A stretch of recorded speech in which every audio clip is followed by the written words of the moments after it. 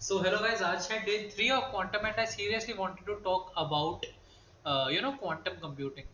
Not what I have talked in the recent days, but something a little bit more serious, which is कि इतना ज़्यादा पैसा क्यों countries उड़ा रही हैं इस पे, और इंडिया का ना उड़ाना, मतलब ना उड़ाना सही वर्ड नहीं है, लगाना, इंडिया का पैसा इस पे ना लगाना क्यों थोड़ा सीरियस इशू है और क्यों लगाना चाहिए।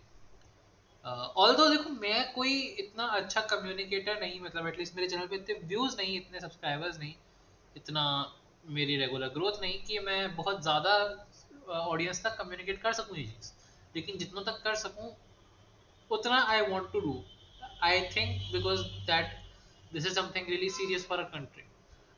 आज मैं एस्ट्रो क्षितिज नाम के एक चैनल का एक वीडियो देख रहा था, जिसके मैं ऑलमोस्ट सारे वीडियोस फॉलो करता हूँ, तो आई सॉ आज का video was really serious.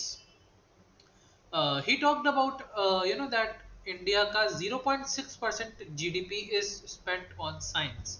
And जो लोग बोलें कि भाई ये ऑलरेडी काफ़ी है, इंडिया में पॉवर्टी है, इंडिया में भुखमरी है, बहुत कुछ है, भाई ऑलरेडी जितना ज़्यादा पैसा एक पॉलिटिकल पार्टी की मार्केटिंग में यूज़ हो रहा है, जितना पैसा पता नहीं कितनी सारी यूजलेस जगह पे यूज़ हो रहा है, अगर वो पैसा भी ऐसे साइंस के अंदर अप्लाई होना शुरू हो जाए ना, हमारा पॉवर्टी और भुखमरी भी काफी हद तक इम्प्रूव हो जाएगी, क्योंकि हम बेटर सॉल्यूशंस बना पाएंगे हर चीज को सॉल्व करने के लिए। एंड उसमें भी उस 0.6 में से भी उस ओवरऑल का उस 0.6 का 0.6% भी यूज नहीं हो रहा होगा क्वांटम कंप्यूटिंग में।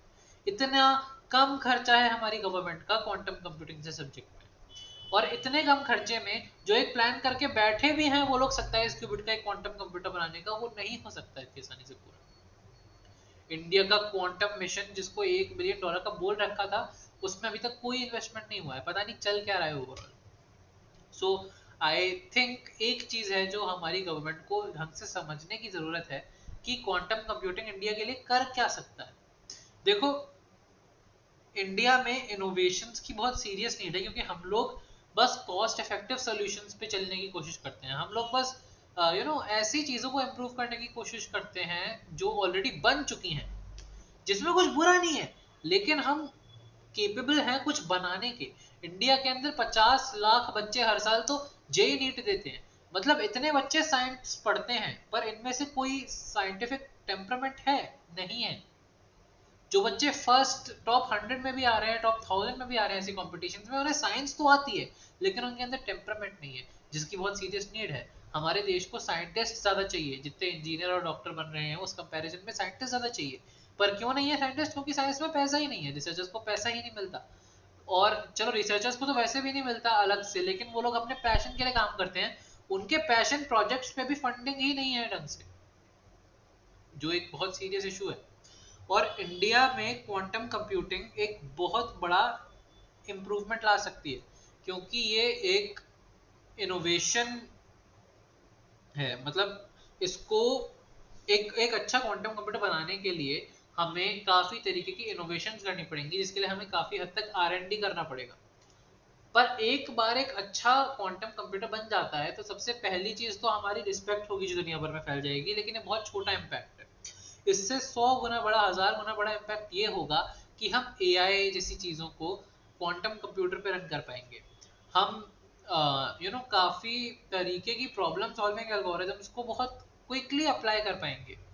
हम अपने देश का सिक्योरिटी सिस्टम बहुत हद तक इम्प्रूव कर लेंगे। हम अपना स्पेस रिसर्च में भी काफ़ी हद तक इम्प्रूवमेंट्स ले आएंगे। एंड बहुत बहुत बहुत सारे यूजेस हैं इस चीज़ के।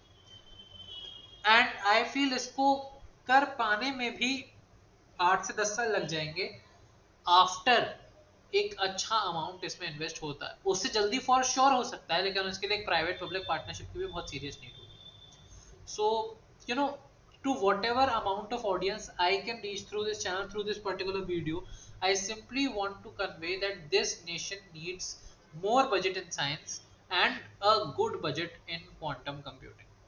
Thanks for watching and namaste.